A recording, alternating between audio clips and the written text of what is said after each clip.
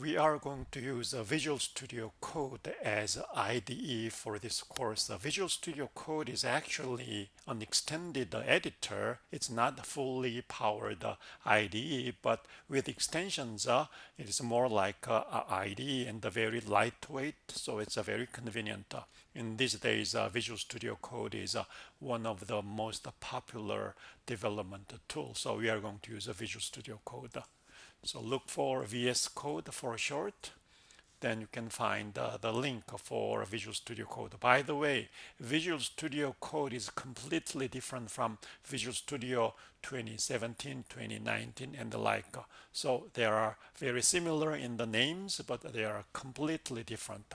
Click on download the Visual Studio Code, click on Mac. So that's what we are going to install. So I have already downloaded. So let's get to that here, and then double click to unzip it, and that's it. But you want to locate this executable code in a certain place. So I choose applications folder. The system-wide applications are all there. So let me drag and drop inside applications.